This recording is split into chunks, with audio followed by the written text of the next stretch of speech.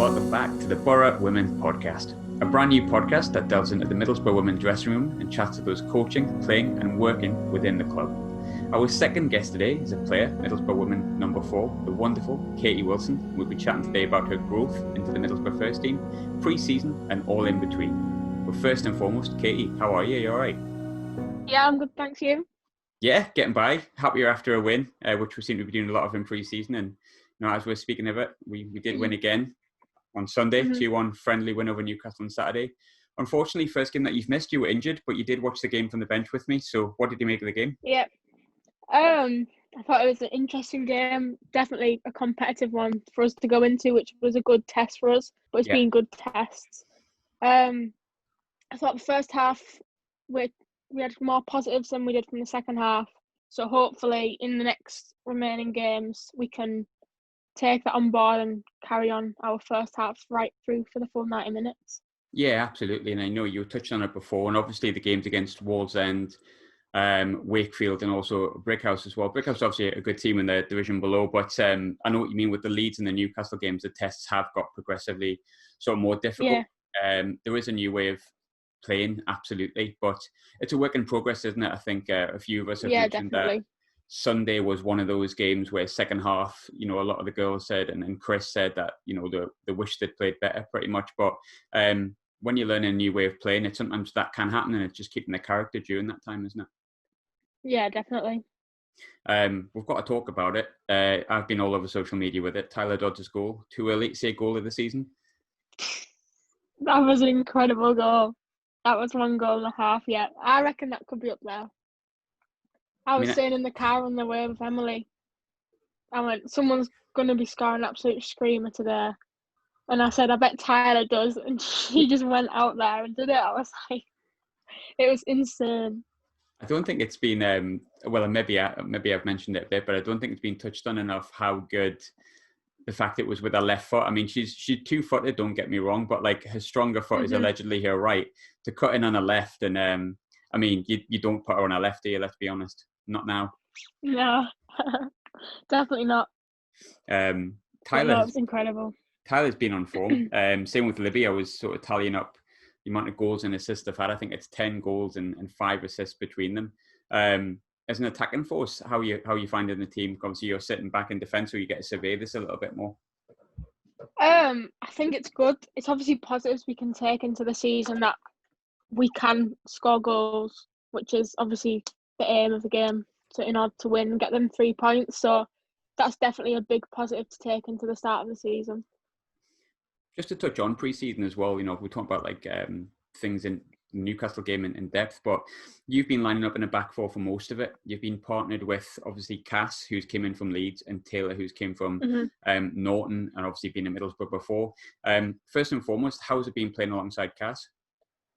I've loved every minute playing with Cass. She's a great, unbelievable player. She's came in and fitted in straight away. She brings a lot to the team and a lot of experience from playing in different leagues, different teams. So it's really good to have her alongside me. What do you think her qualities are, and how does she benefit you and your play in the way that you play?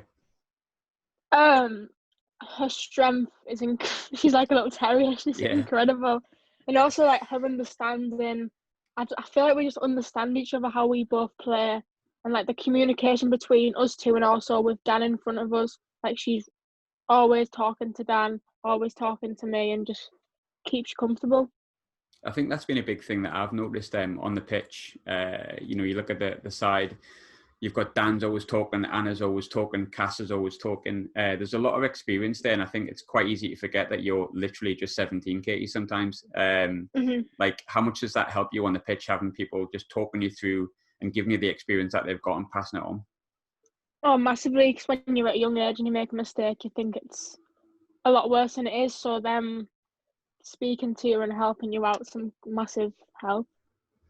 What's Dan Brown been like to play sort of just behind? Because obviously Dan comes from WSL. She's definitely shown her quality. I mean, who would believe that she's a mom, by the way, and she's been out for 18 months? It's crazy.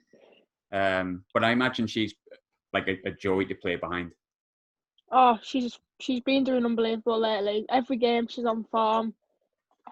Just everything about her defensive mindset, her attacking mindset. it all just fits in well with how we play and the team. She's a great asset, really. Yeah. And the back four has had a relatively new look. Obviously, we've got Foster due to come back, but she hasn't featured in pre-season as yet. And we touched on Taylor before, who you've also partnered this time. I don't know whether you played alongside her last time. I can't quite remember. But how have you found playing alongside Taylor when you've been sort of placed alongside her? Yeah, I've loved playing with her as well. For me, it's all about the partnership with the other centre back. If it's good, I love it. But yeah, I feel really comfortable with Taylor as well. We communicate a lot. Again, it's just she's got a great mindset. She's a great player, and I love playing with both her and Cass. Really, the partnerships are really good. We understand each other, so you can't really go wrong with it. And the thing is, we're Foster to come back as well. Obviously, the officially the longest ever player now, I think, with Foster. We've got lots of options there as well. How much does competition for your place play on your mind in a good way? I mean, like knowing that you've got to be in the top of your game to make sure that you're in. Oh, massively. Obviously, it puts pressure on you, but you've got to kind of put that pressure aside and just make sure that you prove yourself every game, every training session. Keep your head down no matter what. Just got to prove yourself. And if you make mistakes, change it. Kind of get back on track. So hopefully the competition's good and it's helps us all push on even more as individuals. With Steph and Chris, obviously they've came in and have got seen a bit of a new mindset. It seems a completely new mindset for the season in terms of the way they want to play. But what have they asked from you individually? What kind of advice have they given you moving into the season as you turn into like a fully fledged, first team squad member? Obviously just keep my head down, play how I play, but also how they play. So obviously not just being too free, because obviously that then wrecks how the team plays, and just using like my vision and my technical side of the game to help with the team moving forward, and also like just giving advice on using my strength more, being more aggressive, which I thought has come through, especially in the Brighouse game. I felt like I brought that out of myself a bit more. Yeah, you definitely did. Yeah, there was a couple of tussles when I was watching back the 90 minutes. I think some of them made it onto the highlights where you were a bit battered and a bit bruised, but that's all part of the fun, isn't it? In pre-season, getting mucked in. Yeah, definitely. There's been a number of new signings that were brought in. I'm going to try and name them off the top of my head, but I can't even remember them. Obviously, we've got Eve, we've got Taylor, who we've touched on, Cass, Rosie, who's been phenomenal. Dan Brown feels like a new signing. Rebecca Ollie's just come in. There's just so many players that have came in recently. And it seems like a really good unit between the girls. I think it's very cheesy and obvious to say like, oh, everything's great and everything's fine, but it genuinely is. Everyone seems like a real family more than ever before. How has the mood been? Oh, definitely. It's been great. I feel like it's a lot better atmosphere and mood than last season. I feel like we're more together as a team. Yeah. We're closer. Everyone gets along. Everyone speaks with each other. It's not kind of groups here, groups there. Everyone's together, which is what you need really to be successful. One big thing I've noticed with the team is Bassie being captain. Obviously, Warren was a great captain here for years. It was lovely to see you on Sunday. With Bassie, though, obviously it's a new dynamic, new captain. Bassie's vastly experienced and also hilarious in many, many different ways. But we all love her. But how great has it been having her as a captain for the first few games? Oh, I think it's massive for the club. I think she's a great player. She's a great person. She's someone that we all look up to. And we all follow like her role. And she's the way she looks after everyone, she cares for everyone, and she's even like harsh when she needs to be and strict, which is what you need from a good captain. Yeah. Do you know when you look at Bassie and plays like that and you've seen what she's achieved, obviously before Middlesbrough, with Middlesbrough, does that mean that even when she is harsh, you think, well, she's hit those levels of the game, she's been harsh for a reason to make me better take that advice on? Yeah, definitely. She's only doing it to benefit us, and that's for me what you need from a good captain is they need to be strict. At times you've got to be honest with your team, you've got to say you're doing this wrong, etc. So I think it's the best thing for the team really in the club. Team Bassie, both of us, I think, aren't we? Yeah, definitely. Touching on last season before we go sort of right back into your history. Last season was a difficult one for you. Obviously you had to contend with a few injuries, and I think I came in the December and so you were training, then there would be a setback, and then you train. Then you get back into the team, you get back into the side eventually, which is fantastic. You get back to full fitness. Then COVID happens, and then everything just falls to pieces for everyone. But how hard was last season for you on a personal level?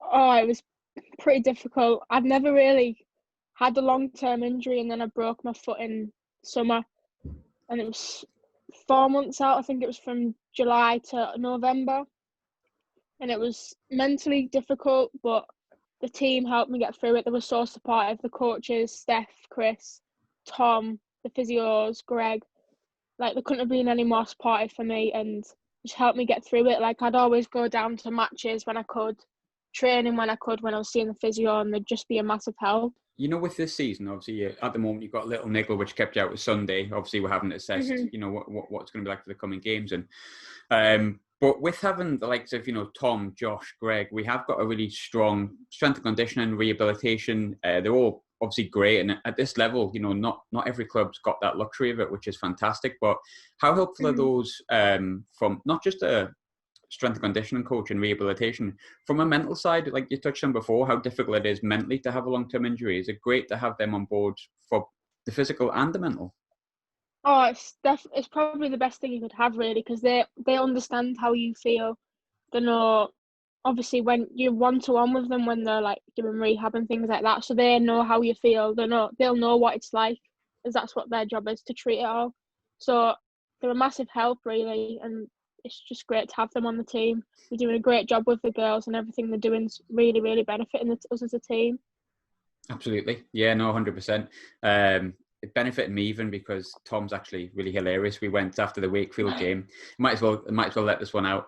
But we went to Costa Coffee, and Tom's vegan. He got a vegan cheese and ham toasty, and he actually said the words, "I'm going to have a hangover tomorrow because I've ate this," because he didn't believe in the produce that was inside. He said, "Oh, it's wasted energy." And I said, "What do you mean by a hangover?" He says, like a food hangover. So if we're talking about like rehabilitation and a mindset that is all focused on strength and fitness and speed and everything that comes with it, Tom's very much your man, but hilarious from a media man's perspective. Yeah, definitely. But again, Team Tom, we're very much Team Tom. So I wanted to delve a little bit into your past a little bit, because I think it's really important for any girls that are sort of listening to where you're at just now. We're talking about first team football. We're talking about injuries, mental mindsets, where you're learning, all that kind of stuff. But that all had a start and it all had a growth. So for those unaware, you know, how did you first get into football? So when I've kicked a ball since I was about 8 months old, as soon as I could walk, with my granddad and my dad. And then I used to go to these FA skills every week, and like in school holidays, I'd go to like little camps and things. And a coach called Gemma Granger, who's quite well known now, she ran some of the sessions I went to because she's from near where I live. And I was only 7 at the time, and she told me to go down to trials at the it was Middlesbrough Centre of Excellence back then. So I trialled. Thankfully, I got in. So I played for the under-10s that season. I was actually the youngest in that full RTC. I think, well, yeah, I was 7. Everyone else was 8 or 9 in the age group. So it was scary, obviously, being a 7-year-old girl with everyone older, not knowing absolutely anyone. The coaches were great. I think someone called Steph, Libby and Joe. They were great. And then after that season, it all changed. And the age groups changed to under 9s, 11s. So I was too young to be in the centre. So I was in the development team and the under 9s, which didn't play matches. So I played for a boys team in Division 1. That was Redcar Athletic Boys. So I played there for a season until I was old enough to be back in the RTC. And from then, I've been in right through to the under 16s. And then onto the ladies. And I went to regional trials in under 16s. So it was been a really good experience. With you mentioned before you played with a boys team there. That's kind of a story I've heard quite often from numerous different I don't like to use the word female footballers or the words, but nonetheless female footballers from a lot of girls have said, you know, there's a point when they've had to play with a man's team. And I think what a lot of people don't realise is that I suppose that can be quite daunting, unfortunately, because of some of the stereotypes that may have existed around that time as well, and unfortunately perhaps still do. But how does that benefit you playing with the men's team? Does it kind of like add to your physical game, or is it just exactly the same? Yeah, definitely. I loved it. It would probably come in as one of my best seasons playing football. At first, it was really scary because obviously I'd never played with boys, but they were all really welcoming. The physical side was incredible. But I kind of rose to the challenge and I Yeah. fit in. I was playing week in, week out, scoring. I was a winger back then, so it was good times. But no, I loved every second of it. We finished, I think, second in the league, so it was a really successful season. And it was just a great team to be playing with. I still see the coaches sometimes now, keep in contact. I know some of the boys still, so it was just a great atmosphere and a great club family to be involved with. And the one thing I really like about the Northeast is I touched on before about some of those things that can be scary about stereotypes and things like that exist and unfortunately still do. But the one thing I've noticed with people I've spoke to who've played with boys teams in the Northeast is that stereotype's never really existed. It's never been like one girl on a boys team. It's been the team. Did you very much feel like that? Were you just like part of it? It didn't matter what gender you were? Oh, no, definitely. I feel like they just didn't care. I feel like it was put into them by the coaches that obviously I'd be there. And at first I probably thought, oh, she's going to be rubbish, sit like the other. But once you fit in and they see your potential, they kind of understand you. And they were just honestly great set of lads to be playing with. Once you've passed a few 40 odd Hollywood balls, it's a little bit different, isn't it? And we know you're good at them. So,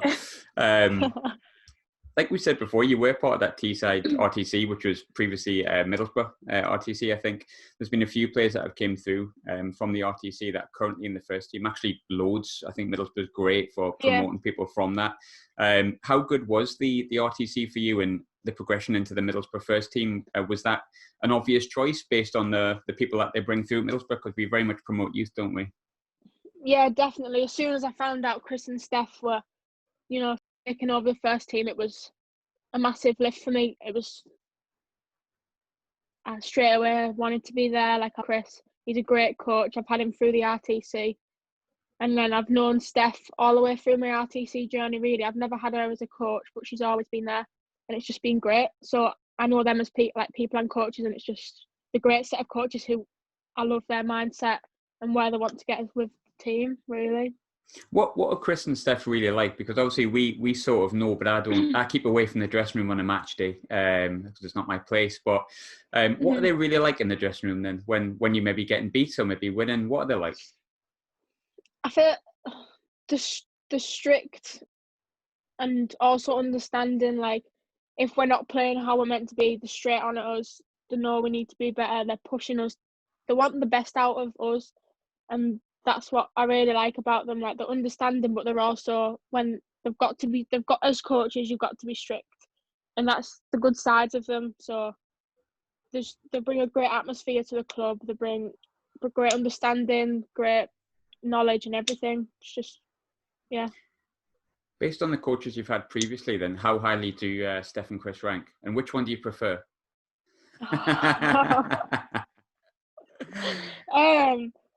Both definitely up there. I had Chris in the RTC for two or three seasons, and him and Sammy Lee are probably my two favourite coaches that I've had. Steph probably follows closely behind, but yeah, definitely. I feel like Chris understands how I play as a player. Like him and Sammy were probably two of the most understanding about how I play and could see my potential compared to maybe other coaches that I'd had. So they pushed me on a lot compared to different coaches I've had in the past. Absolutely. And also Josh. Forgot to mention Josh. I had him in my last RTC season. He was a great coach. Honestly, when he came into the women, I was buzzing. I'm gutted he's back with the reserves now because I loved the sessions with him, but I'm happy for him. It's a good challenge for him. The thing with Josh, obviously we had him on the first episode and he spoke.